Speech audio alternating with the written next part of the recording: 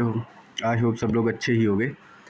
सो इसके पहले हम लोग अराउंड 50 क्वेश्चन कर चुके थे। नाउ उसके आगे हम स्टार्ट करते हैं। So start with the question number 50th। Okay, so what is common in all of them? Net, fat, NADP और ATP।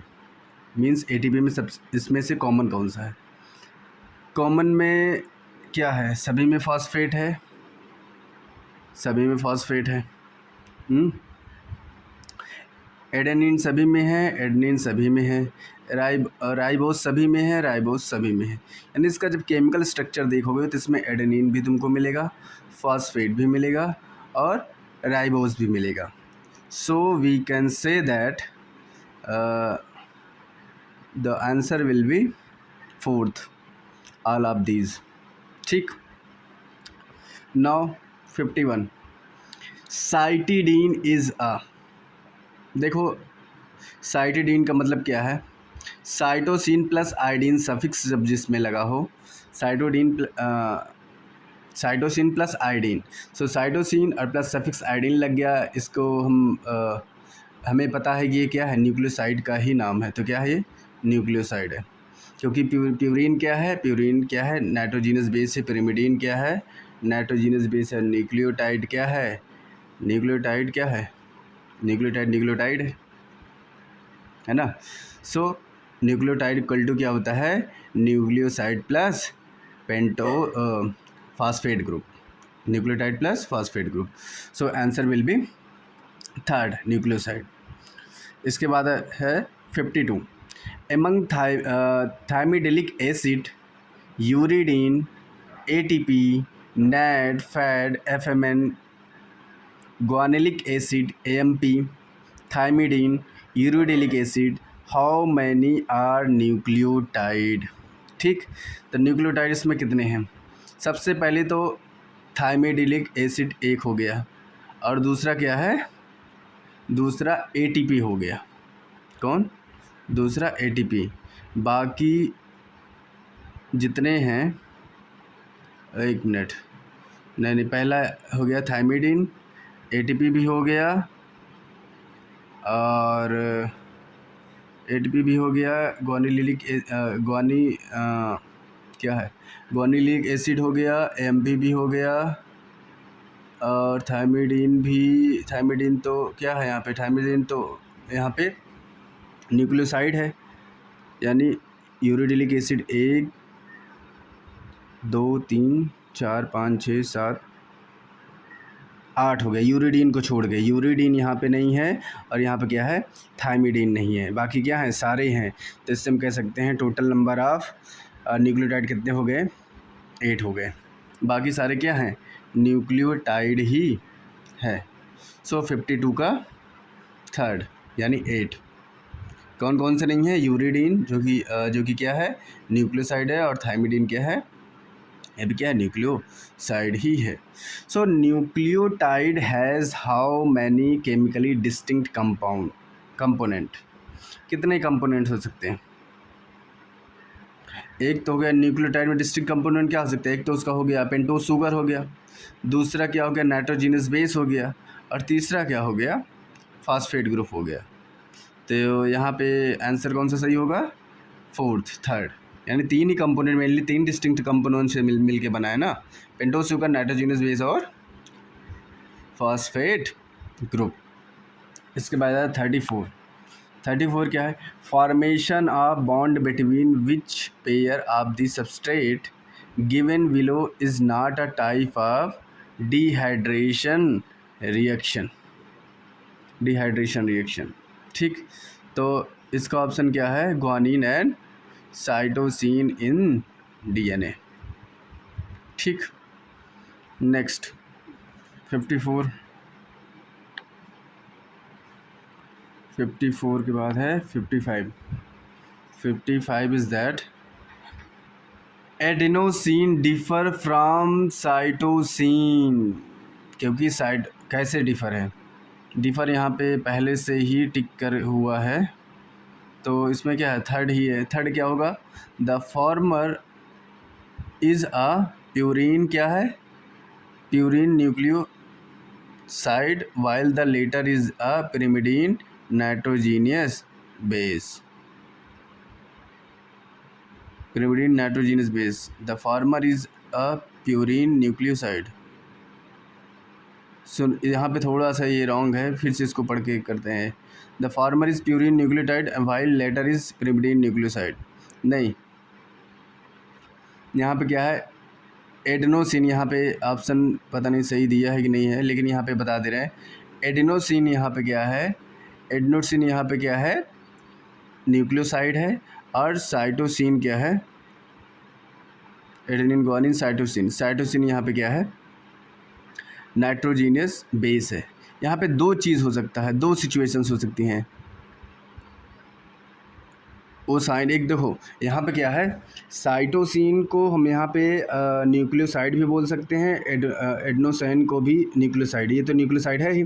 यहाँ पे साइटोसिन को दो दो सीन में देख सकते हैं, क्योंकि साइटोसिन अपने आप में एक क्या है, अपने आप में एक नाइट्रोजीनस बेस भी है, और क्योंकि इसके लास्ट सफिक्स में ओसाइन भी लगा है, तो ये इसको हम कह सकते हैं कि ये न्यूक्लियोसाइड भी है। ठीक, तो इसमें क्या है, सही तो इसमें आंसर दिया नहीं गया है, तो बस अभी इसके लिए यहीं पे समझ लो कि एडेनोसिन यहाँ पे क्या है, न्यूक्लियोसाइड, साइटोसिन क्या है, नाइट्रोजीनस बेस। ठीक, एक ये हो सकता है। अगर ऑप्शन में दोनों न्यूक्लियोसाइड है तो हाँ, दोनों न्यूक्लियोसाइड भी है। अगर ऑप्शन में क्या है, फर्स्ट एडेनोसिन क्या है, न्यूक्लियोसाइड है, और साइटोसिन क्या है, यहाँ पे नाइट्रोजीनस बेस भी है, तो इन दोनों, इसमें दोनों सही है। क्योंकि यहाँ पे साइटोसिन का जो नेचर है, क्योंकि अभी तो डिफाइंड है नहीं, तो यहाँ पे साइटोसिन का नेचर क्या हो सकता है, नाइट्रोजीनस बेस भी हो सकता है और न्यूक्लियोसाइड भी हो सकता है। Adenine, pentose sugar and phosphate interact to form, यहाँ पे क्या, एडेनिन, पेंटोज शुगर और फॉस्फेट क्या बनेगा, मोनोफॉस्फेट बनेगा, क्या बनेगा, तो यहाँ पे क्या है, एडेनिलिक एसिड, क्या बनेगा, एडेनिलिक एसिड। देखो यहाँ पे क्या है, इसमें बताया नहीं गया है कि एक फॉस्फेट है कि दो फॉस्फेट है कि तीन फॉस्फेट है। अगर दो फॉस्फेट होता तो डाई फॉस्फेट हो जाता, तो थर्ड सही हो जाता। अगर तीन फॉस्फेट होता तो ट्राई फॉस्फेट हो जाता।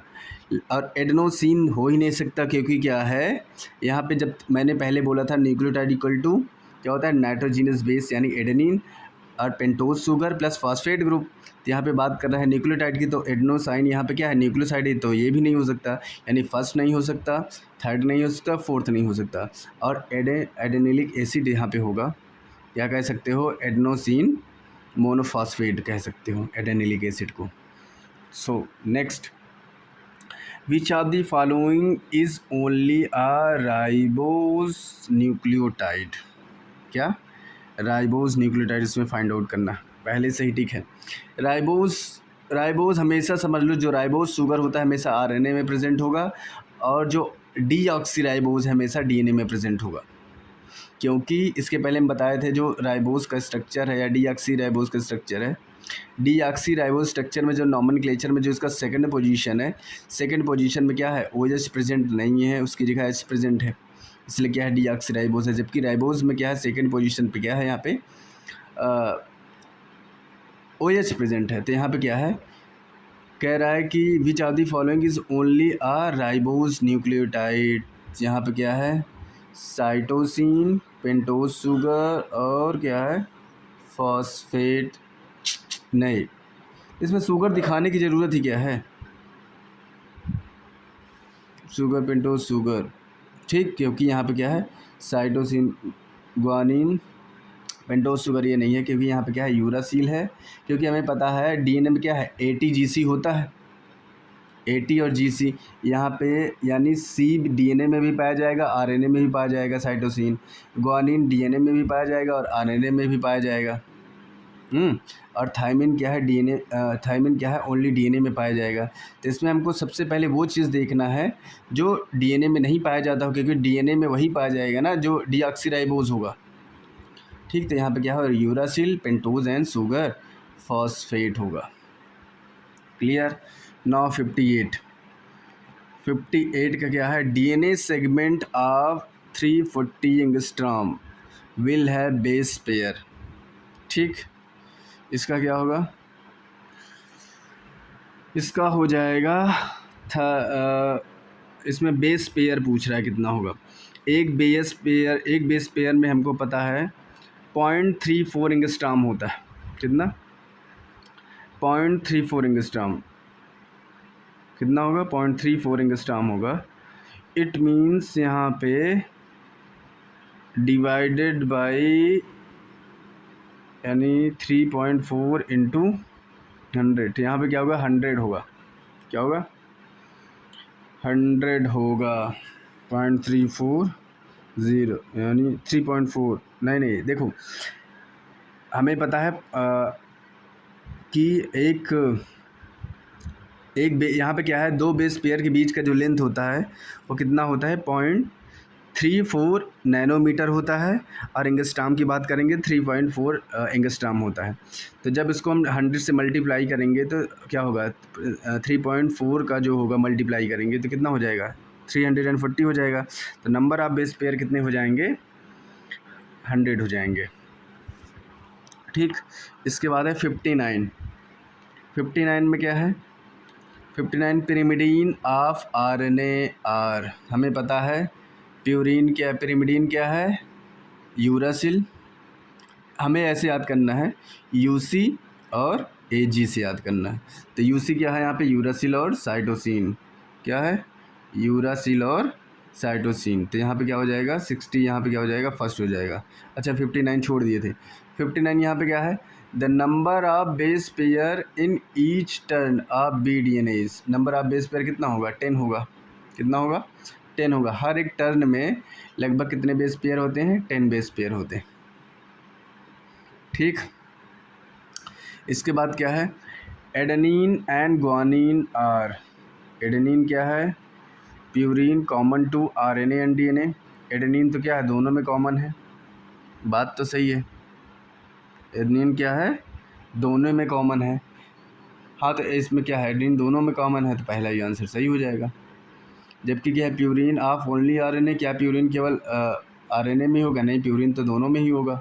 भाई प्यूरीन क्या है? AG है। एडेनिन एंड ग्वानिन दोनों में होगा। तो ऑप्शन क्या है? फर्स्ट सही होगा। So nitrogenous base of DNA are. DNA क्या होगा? ATGC होगा, सभी जानते हैं। Which of the following sequence is correct on the basis of increasing molecular weight. Molecular base के हिसाब से कौन सा सही होगा? इंक्रीजिंग ऑर्डर बताना है। तो सबसे पहले AMP होगा। देखो, DNA क्या है? DNA तो हमें पता है कि पॉलीन्यूक्लियोटाइड, ये तो सबसे बड़ा ही होगा। हाँ, देखो सबसे छोटा क्या होगा? AMP होगा। AMP के मतलब क्या हुआ? एंडोसिन मोनोफॉस्फेट। एक फॉस्फेट और दो फॉस्फेट और ग्रुप हो जाएंगे तो यानी एडेनोसिन ट्राइफॉस्फेट हो जाएगा। इसके बाद क्या है? NADPH। क्या है? कहने का मतलब है NADPH जो है मोनो से भी बड़ा, डाई से और ट्राई से भी बड़ा है। तो यहाँ पे क्या है? फर्स्ट प्रेफरेंस किसको देंगे? AMP सबसे छोटा, AMP। ठीक, AMP के बाद क्या हो जाएगा? ATP। ATP के पास क्या हो जाएगा? ADP। और सबसे बड़ा क्या होगा? DNA तो बड़ा रहेगा ही रहेगा, है ना। देन इसके बाद क्या है? 64। 64 क्या है? In double helix model of DNA the number of hydrogen bond formed between guanine and cytosine. हमें पता है GC के बीच में हमेशा क्या है? 3 बॉन्ड होंगे। इसके बाद क्या है? चारगाफ in his experiment on the chemistry of DNA। Chemistry of DNA का मतलब यहाँ पे क्या है? उसकी बॉन्डिंग से रिलेटेड है, उसके बीच में बॉन्डिंग वगैरह क्या है। एस्टिमेटेड द बेस कंपोजिशन, कितने बेसिस इन्वॉल्वमेंट है इसमें। Base composition of human DNA are found in adenine constitute 31%। Adenine 31% है। हमें पता है 80 क्या होता है? जितना A होगा उतना T होगा। अगर 31% A है तो 31% क्या हो जाएगा? एडेनिन हो जाएगा। यानी यहाँ पे क्या हो गया? टोटल हो गया 62। इसके बाद क्या है? 62 हो जाएगा। इसके बाद जितना ग्वानिन होगा उतना ही क्या होगा? साइटोसिन होगा। तो यानी 19 ये हो जाएगा, 19 हो जाएगा। हो गया ना। The quantity of cytosine in DNA of the human somatic cell. Is likely to be, यहाँ पे सोमेटिक सेल कहने का मतलब जो है, सोमेटिक सेल का मतलब वही है कि उतना ही होगा। तो यहाँ पे क्या होगा, 19 है ना, सो 19 मीन्स, ये कौन सा 78 है, ठीक है, हाँ 19, तो 19 यहाँ पे क्या हो जाएगा, साइटोसिन, सो एडेनिन यानी AT और G, और पूछा क्या है C पूछा गया है। तो यहाँ पे C कितना होगा, तो यहाँ पे क्या होगा, जितना, अरे यार जितना A होगा उतना T होगा, जितना G होगा उतना C होगा। तो यहाँ पे क्या होगा, 19% हो जाएगा। So number of nitrogen base in a single strand of BDNA, number of nitrogen base in a single strand of BDNA with 100 tons is, number of पूछ रहा है कि नाइट्रोजीनियस बेस कितना होगा in 100 tons, number of nitrogenous base in a single standard of BDNA with 100 tons. हमें पता है 1 ton, क्योंकि हमें पता है 1 टन में टोटल कितने बेस पेयर होते हैं, 10 बेस पेयर होते हैं। अब ये कह रहा है सिंगल है, क्या है, सिंगल है ना, अगर सिंगल भी होगा तो मल्टीप्लाइड बाई कितना होगा, मल्टीप्लाइड बाई 10 ही तो होगा। अगर 100 को मल्टीप्लाइड बाई 10 से कर दोगे तो टोटल नंबर ऑफ बेस कितने हो जाएंगे, 1000 बेस हो जाएंगे। कितने हो जाएंगे, 1000 बेस हो जाएंगे। ठीक है, अच्छा तो ये अभी पिरिमिडीन ये सारा चीज़ नहीं बताए, 65 नहीं बताए, चलो 65 बता देते। 65, 64 हुआ कि नहीं, हाँ हो गया।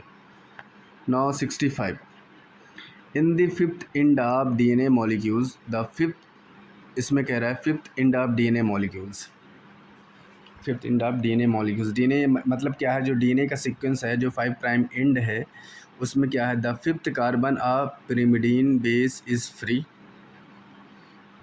Fifth carbon of pyrimidine base is free नहीं, ठीक है।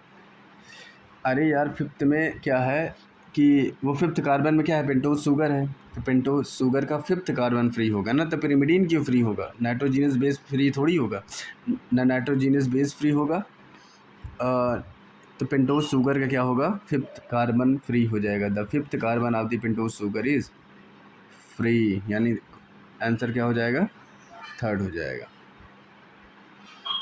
ठीक, RNA and ATP contain, RNA और ATP क्या कंटेन करता है, हेक्सोज शुगर नहीं, डीऑक्सीराइबोज शुगर नहीं, डीऑक्सीराइबोज तो DNA में यूज़ होता है, हेक्सोज शुगर तो दोनों में नहीं होता, ना DNA ना RNA में होता है, क्योंकि इसमें पेंटोज शुगर होता है, डेक्सट्रोज शुगर तो बिल्कुल भी नहीं होगा, तो यहाँ पे क्या होगा, राइबोज शुगर होगा। ठीक, आंसर क्या हो जाएगा, 4।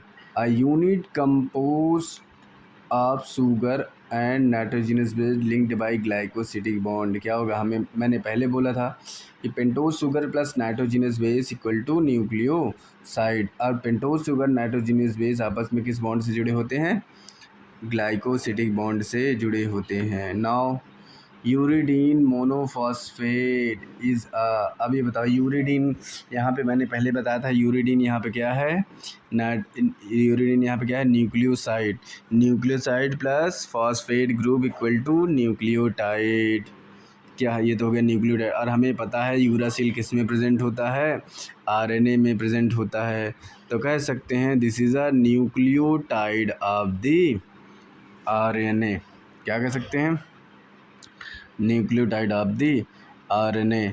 On hydrolysis of nucleoside would not yield, ये कह रहे हैं अगर हम कोई न्यूक्लियोसाइड का हम हाइड्रोलिसिस करते हैं, हाइड्रोलिसिस का मतलब क्या है, ग्लाइकोसिटिक बॉन्ड का ब्रेक करते हैं, तो हमें यील्ड में, मतलब जब टूटेगा तो हमें क्या क्या मिलेगा, यील्ड में क्या मिलेगा, मैंने पहले बोला था कि इसमें क्या क्या होता है, नाइट्रोजीनियस बेस और पेंटोज शुगर होता है, क्या होता है, नाइट्रोजीनियस बेस और पेंटोज शुगर होता है, इसमें नाइट्रोजीनियस बेस और पेंटोज शुगर होता है, और तो इसमें क्या नहीं मिलेगा, और फास्फेट ग्रुप नहीं होता, इसमें क्या होगा, फास्फोरिक एसिड नहीं मिलेगा।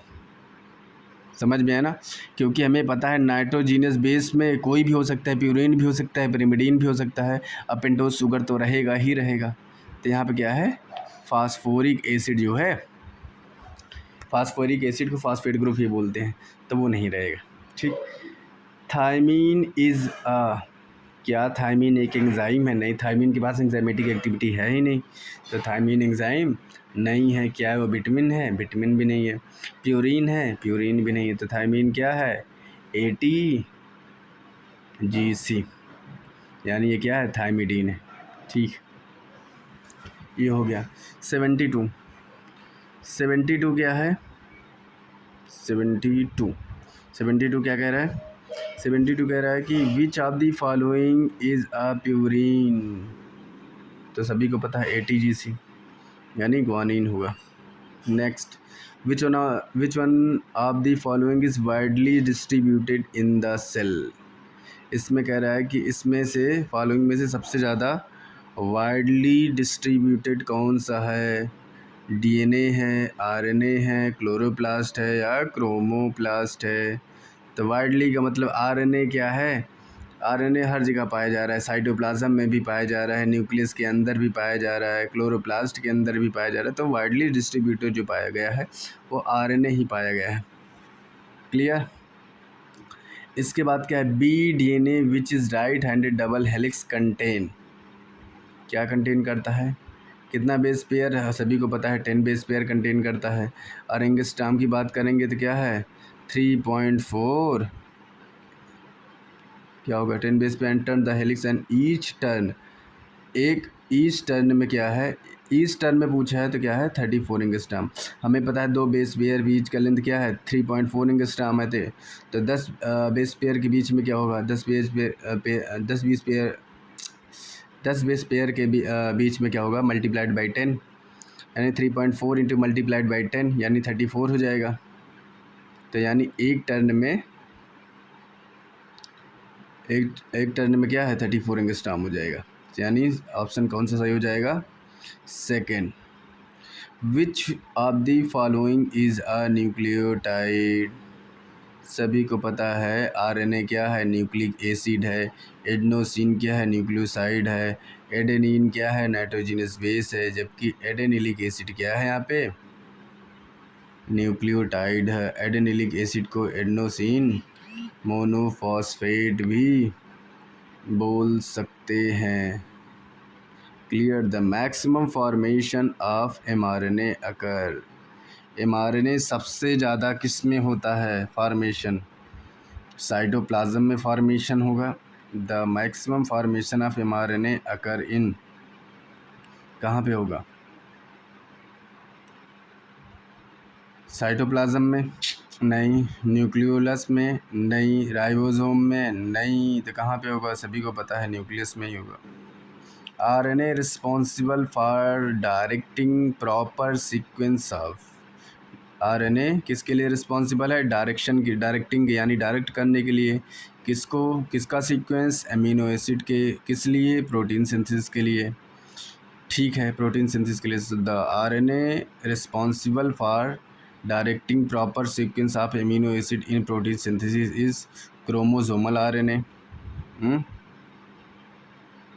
क्रोमोसोमल RNA या राइबोसोमल RNA या ट्रांसफ़र RNA या मैसेंजर RNA। तो इसमें कौन सा ऑप्शन सही है? Messenger RNA। ठीक है। 80 हाँ 80 से स्टार्ट है ना। द मेटाबॉलिक पाथवे, ये कह रहा है मेटाबॉलिक पाथवे। मेटाबॉलिक पाथवे क्या है? Only complex structure are formed. नहीं, मेटाबॉलिक कॉम्प्लेक्स सिंपल। मेटाबॉलिज्म में क्या है? सिंपल और कॉम्प्लेक्स दोनों ही बनते हैं कैटाबॉलिज्म एनाबॉलिज्म के थ्रू। भाई कैटाबॉलिज्म के थ्रू सिंपल बनता है, एनाबॉलिज्म के थ्रू कॉम्प्लेक्स बनता है। तो पहला तो गलत हो गया। मेटाबोलाइट आर, बिल्कुल सही बात है, चाहे metabolite are converted into each other through a series of link reaction. सही है, क्योंकि क्या है पाथ जो मेटाबॉलिक पाथवे है क्या ये क्या सीरीज़ ऑफ रिएक्शन है, जिसमें चाहे जितने चाहे बिग मेटाबोलाइट हो, चाहे सिंपल मेटाबोलाइट हो, चाहे कॉम्प्लेक्स मेटाबोलाइट हो, वो क्या होते हैं इसी रिएक्शन इसी सीरीज ऑफ रिएक्शन के थ्रू क्या होते हैं कन्वर्ट होते हैं। तो सेकंड ऑप्शन क्या है सही है। आगे देख लो, only simple structure are form, नहीं सिंपल और कॉम्प्लेक्स दोनों फॉर्म करते हैं। The biochemical reaction are catalyze by inorganic catalyst, नहीं इनऑर्गेनिक कैटलिस्ट क्या ऑर्गेनिक कैटलिस्ट है। ठीक, सो विच ऑफ दी, अरे यहाँ पे इनऑर्गेनिक कैटलिस्ट जो बोल रहा है वहाँ पे ऑर्गेनिक कैटलिस्ट जो यूज़ होता है वो एंजाइम ही यूज़ होगा। 81 क्या कहता है, which of the following chemical characteristic is not common to all living things, which of the following chemicals characteristics is not common to all living things. 81 के यहाँ पे क्या होगा, similar triplet code for amino acid, नहीं। Energy stored by high phosphate bond, नहीं। ठीक, type of protein present in the body, तो option कौन सा है, थर्ड सही है। Which of the following statement is incorrect, so living state and metabolism are synonymous, नहीं। इसमें पहला हाँ सही है, बिल्कुल सही बात है, सिनोनिमस है। Living state and metabolism are synonymous, ठीक है सही है। सेकंड वन क्या है, living organism are always in equilibrium, नहीं इक्विलिब्रियम में कभी नहीं रहता। इक्विलिब्रियम रहेगा तो क्या होगा, कोई भी मेटाबॉलिज्म बच्चा होगा ही नहीं और डेड हो जाएगा बॉडी। सो यहाँ पे क्या है, कौन सा गलत है, living organism are always in equilibrium, नहीं ऑलवेज इक्विलिब्रियम में नहीं होता, पर इक्विलिब्रियम में जाने की कोशिश करता है पर हो नहीं पाता। ATP molecules are produce during the cellular respiration, बिल्कुल सही बात है, जब सेलुलर रेस्पिरेशन होगा तभी ATP का प्रोडक्शन होगा। With the help of glycolysis, linker reaction, Krebs cycle and electron transport chain के थ्रू। So glycolysis is a catabolic pathway, ये भी सही है। तो ऑप्शन कौन सा गलत है यहाँ पे, living organism are always in equilibrium. Which of the following occur through an anabolic pathway? Which of the following occur through an anabolic pathway? Conversion of glucose into lactic acid, नहीं। Formation of protein from amino acids, हाँ ये सही है, क्योंकि generally क्या है anabolism का मतलब क्या है, जब स्मॉल छोटे छोटे मॉलिक्यूल्स या स्मॉल मॉलिक्यूल्स आपस में रिएक्शन करके बॉन्ड के थ्रू बिग मॉलिक्यूल्स बनाते हैं तो उसे क्या बोलते हैं एनाबॉलिक पाथवे। तो यहाँ पे क्या है, जब छोटे छोटे एमिनो एसिड या कह सकते हो जो एमिनो एसिड है आपस में बॉन्ड के फॉर्मेशन के थ्रू क्या बनाते हैं, प्रोटीन बनाएंगे, तो बिग मॉलिक्यूल्स तो बनेगा ही, तो यहाँ पे क्या होगा एनाबोलिज्म एनाबॉलिक प्रोसेस होगा। और जब किसी बिग मॉलिक्यूल से स्मॉल मॉलिक्यूल से बिग मॉलिक्यूल का फॉर्मेशन होता है तो उसमें बॉन्ड का फॉर्मेशन होता है, जब बॉन्ड का फॉर्मेशन होगा इट मीन्स एनर्जी यहाँ पे क्या होगी, कंजर्व होगी यानी स्टोर होगी।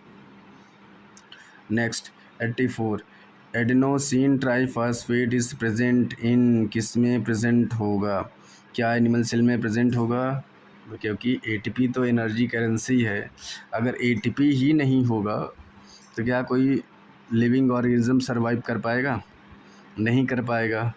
तो इसका मतलब है एनिमल सेल में भी होगा, ये भी लिविंग है, प्लांट सेल में भी होगा, ये भी लिविंग है। अब जब माइक्रो ऑर्गेनिज्म भी लिविंग है तो वो भी तो उसको भी तो एनर्जी चाहिए, और वो एनर्जी किस फॉर्म में होगी, एडेनोसिन ट्राइफॉस्फेट के फॉर्म में होगा। इट मीन्स ऑप्शन कौन सा सही होगा, फोर्थ ऑप्शन क्या हो जाएगा, सही हो जाएगा। 85 क्या है, feedback inhibition of enzyme is influenced